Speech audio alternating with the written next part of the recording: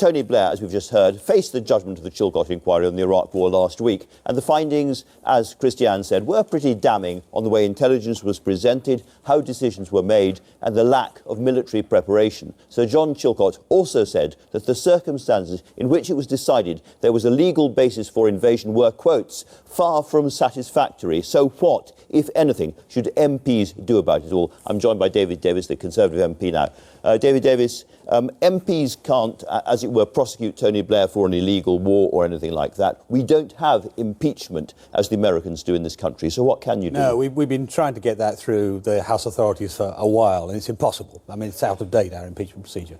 So what we're going to do instead is I'm going to put down a contempt motion, a motion which says that Tony Blair has held the House in contempt. Now, it's a bit like contempt of court. It's the same sort of thing. By lying to the House? Because Chilcot says he doesn't say he lied. By deceiving. Well, you see, this is interesting. Blair claims, oh, Chilcot did not say I was a liar. Chilcot wasn't asked to rule on that. Chilcot was asked to rule on the causes of the war and the consequences of the war, not on whether Tony Blair lied or not.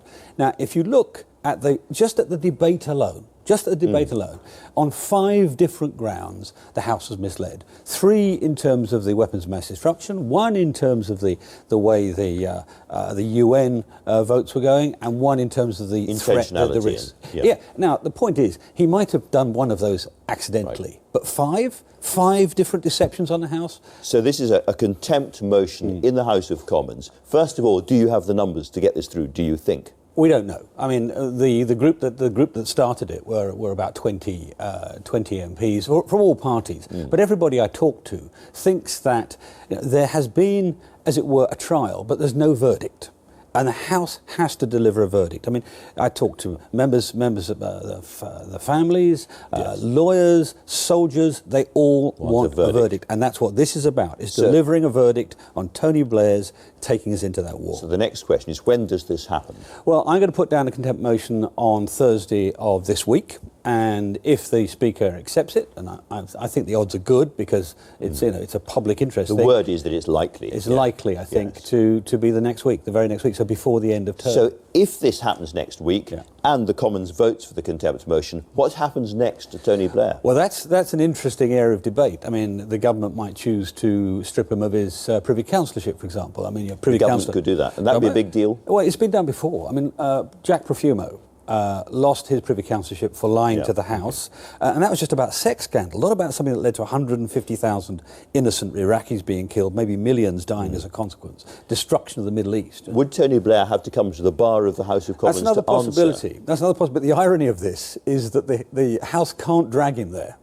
If they summon him and he doesn't turn up, what happens? Nothing can be done. Nothing happens there. So it's a question of persuading the authorities to take the next step. And I think a government would have to take this seriously. They did it with Profumo, and this is much more serious than that. Much more serious than that. Now, you clashed with Theresa May a bit in the old days over civil liberties and other things. You're now probably still will in the future. You're now backing her campaign. We've talked a lot about Andrea Leadsom. She's a fresh face and so forth. Do you think that she is fit to be a British Prime Minister?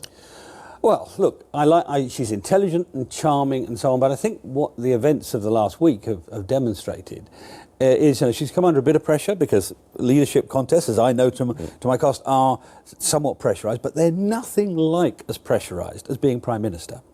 What we've seen, I don't think I've seen malice in this last incident, the so-called Mothergate thing, but inexperience, and inexperience in her response to that, inexperience in her proposals to trigger Article 50 the moment she wins, if she were to win.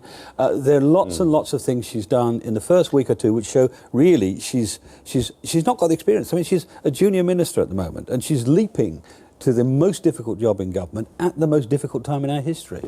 So it's people talk about the glass cliff, not the glass ceiling, but you take a woman into a really difficult position and there's a cliff and you push her off it. Well, it's frankly, it's not about whether she's a woman or not. Actually, the wonderful aspect of this is whoever wins, we're going to have another woman Prime Minister. You know?